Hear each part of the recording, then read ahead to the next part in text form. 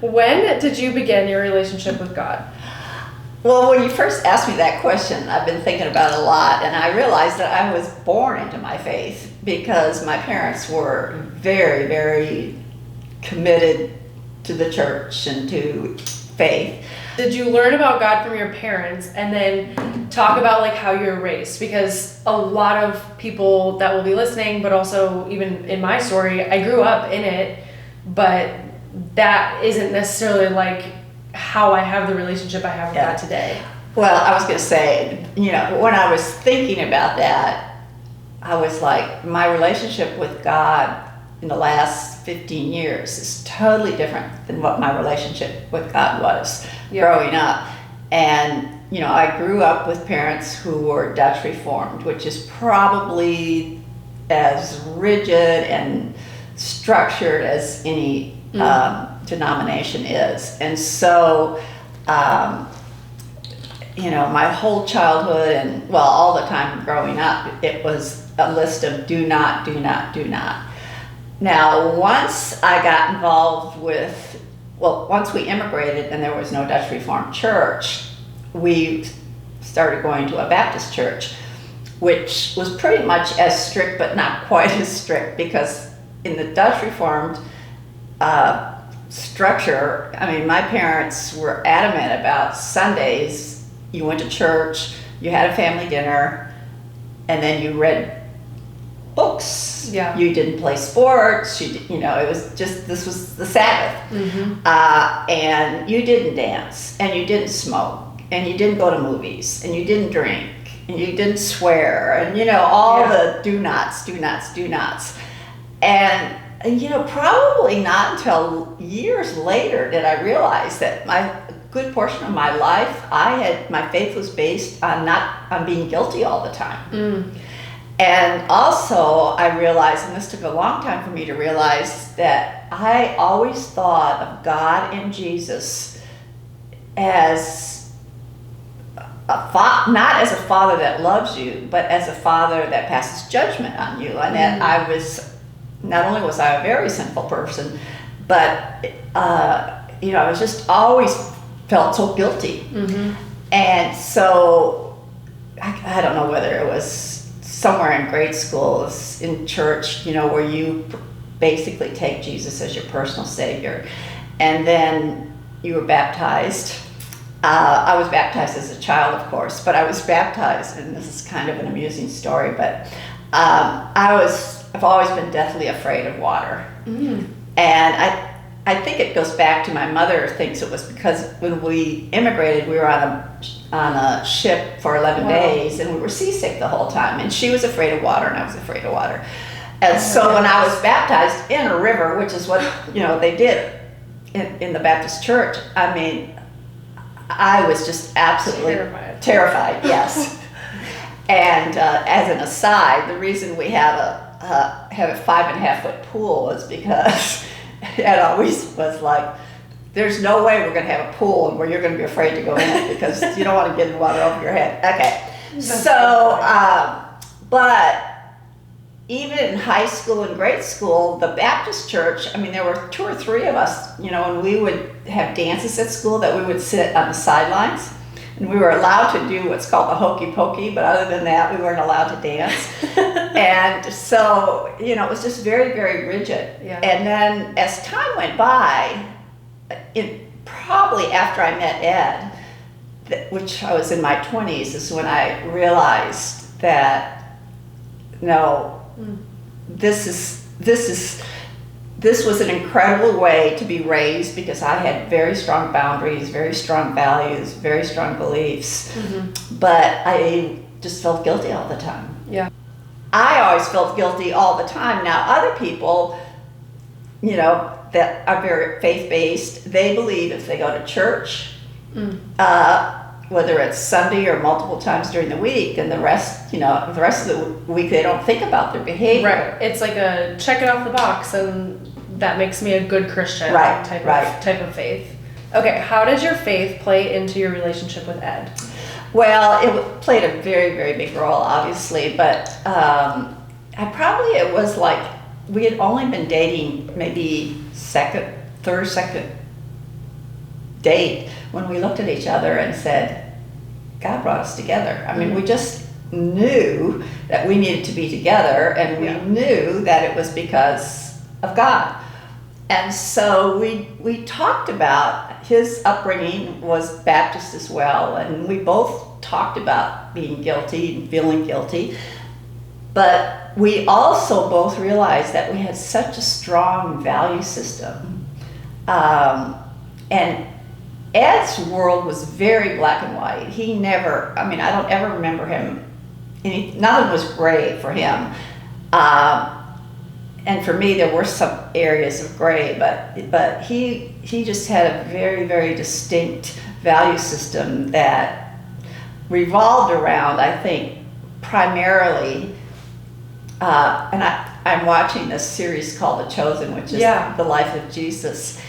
And it just made me realize that, you know, Jesus was really there for the common man. You know, he would be angry with people that had a lot of wealth and were the rulers, etc.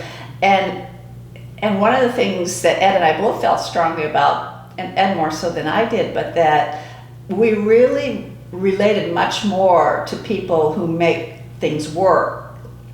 And we were, in our business life, we were always around, you know, people. We were fortunate enough also to be financially secure, but we realized that the people that we really, really liked being around were the people that mowed our yard and the people that waited on us in restaurants, etc., etc.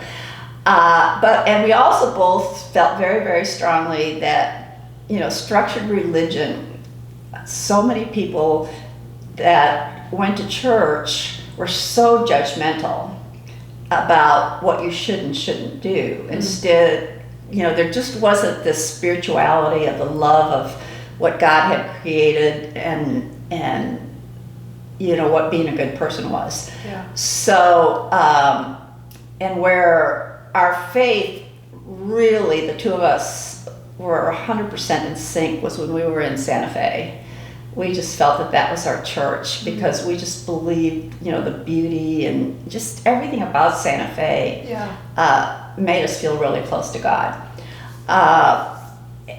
And of course, you know, it's hard to, it's for me today, you know, I talk to Jesus and I talk to Ed and I talk to God all day long, but then I realized as I was going through my life, I was so wrapped up in life and what was happening, and I look back and I'm like, I see very specific times where I was so into what my upbringing was, worldly things, you know, accumulating wealth, you know, being at the right place at the right time, you know, being with the right people and all that kind of things. And as you know, as time goes by, and certainly now, after losing Ed, I realize, you know, there's nothing on this earth that's of value, and you know, all the joy I'm going to have in my life will be in heaven. And it's so important right now at this time in history because it's like there's such, again, going back to Chosen, you see during the life when Jesus was on earth, there was such a distinctive difference between good and evil. And that's what we're experiencing every day. I mean, faith is, you know, is just, I guess, part of every aspect of my life. How have you experienced God most in your life? You know, it's interesting that I really feel that when, you know, people have asked me about my life and my life experiences, or how did I get here, or how did I immigrate and how that impacted me, and how did I, you know, et cetera, and I felt felt the closest to God, if that's the right word, or I felt when I was trying to explain to people about my background, it would just, you know, the only explanation is that God has played such a strong role in my life. I mean, so many things have happened in my life that after I look back and I'm like, this can't possibly have happened because of anything that I did. Yeah. God brought Ed and I together. God brought me to the United States. God brought me, gave me a brain. I mean, it's just so many things were so inexplicable until I was explaining them to somebody else. And that's when I realized that, he has just made things happen. Yeah, that's amazing. And also I was going to say that, because I knew we were going to talk about this, I thought about this a lot. It was like all the negative things that have happened to me in my life. I've always been so optimistic. Mm-hmm. I've never been overwhelmed and say I can't go on, or I can't deal with this, or I can't handle this. And I think that's another gift that God gave me. Yeah, being able to see how he can make it into something. Yes, and just, okay, yes, this happened. Okay, let's try this. Yeah. And so it's the optimism and, part of your systemic thinking as well. Like that is a gift. Is a gift, yeah. It's not, and just, being joyful too. I mean, periodically I step back and say, how did I deal with the 7.5 years of, Ed in and out of the hospital, et cetera, et cetera. And then I realized, I was just like, I never really thought about it. This is just what I have to do. God's there, he's going to help me. Mm-hmm. And during this whole time, I mean, Ed and I periodically, quite frequently, as a matter of fact, we would look at each other and just say, we are so blessed because, and most people in that situation would be, oh, woe is me. Yeah, yeah. And people, so many people would say, Alice, you're giving up your whole life to take care of Ed. And I'm like, well, no, this is my life. This has been the best 8 years of my life and our life together. Yeah. Wow. And that's just, again, that's a gift from God. Yeah. Do you think that everybody has access to that gift to be able to see like a negative situation into, like you were saying, most people will be like, woe is me, but you and Ed would sit there and be like, look how blessed we are. And you're saying that's a gift, but do you think other people have the ability to access that gift as well? Well, you and I have had this conversation before, and I guess I mean, God has created every person in this world. Has God given every person the same gifts? I don't know. Yeah. I mean, that's not in my pay grade, but I think a lot of people have gifts, and because they don't have this strong faith, they don't utilize them to serve Him. But again, I think this is another time, just like in World War II, like my parents made the decision, or just through their value system felt that they needed to rescue Jews and they needed to be in the resistance. It was the right thing to do. And so I think again, it's how growing up with a value system that they imparted to me, and then Ed growing up a value system with his parents that were so similar, we just were on, we automatically did what we thought was the right thing to do. Yeah. But right now, I mean, so many people are so overwhelmed with what has happened and potentially will happen, with the financial situation, etc. And I think a lot of people are stopping and thinking about their faith. Yeah. The other thing that has always been such an important thing for Ed and I to understand is so many people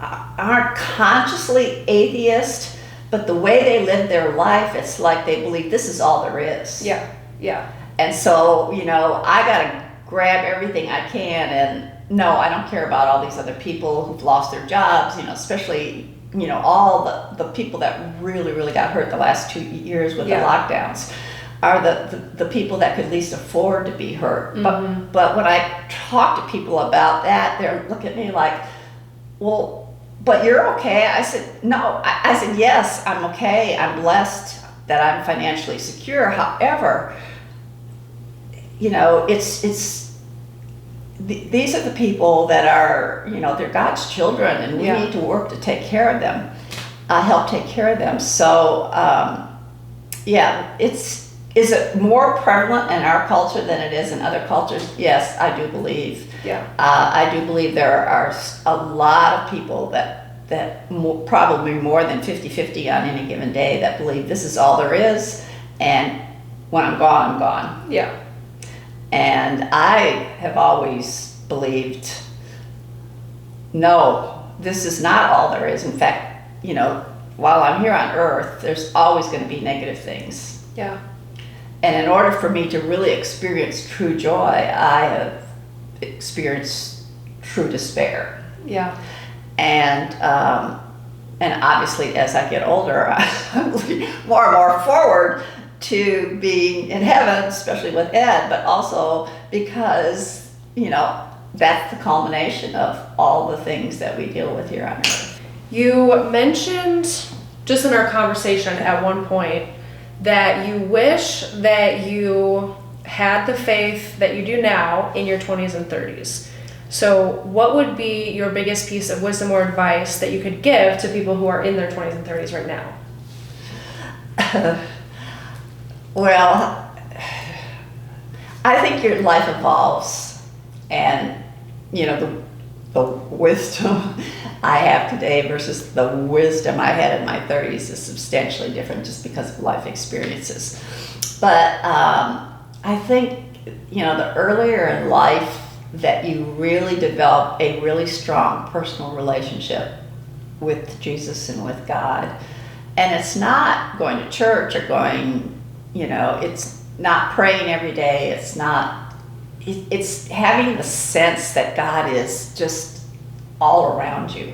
One thing I've learned in the last 5 years since I've lost Ed is, and I wish I had known it in my 20s and 30s, that all day long, every day, you know, my thoughts can be prayers. Yeah. And I mean, I catch myself because negative thinking has been such a battle I've had the last 5 years. And I just like say, Jesus, help me. Yeah. And I wish I had understood that. Yeah. The closeness of that. The closeness of that. And I wish I had learned that God and Jesus and the Holy Spirit are not like my strict disciplinarian dad. Yeah. But it's taken me years to understand that, you know, that God loves us the way we are, and yet we will sin over and over and over again, but he loves us for the way we are, and I wish I had understood that. Now, I'm the last person to ever have any regrets, because you can't go backwards. But when you're your age, and I know you and I've talked about this quite a bit, you know, just being totally okay with what happens, because he's there with you, and we're all in a, you know, this is all transitory. Yeah. And I mean, looking forward to death is really important. You know, you don't think of death when you're 20s, 30s, 40s, even 50s. But if in your 20s and 30s you could realize, you know, dust to dust, or going to heaven and being in heaven, you know, it's eternal perspective. Is so incredibly wonderful to think about, rather than being fearful. Yeah. But we're all human beings, and so, you know, and I think I mentioned this to you before too,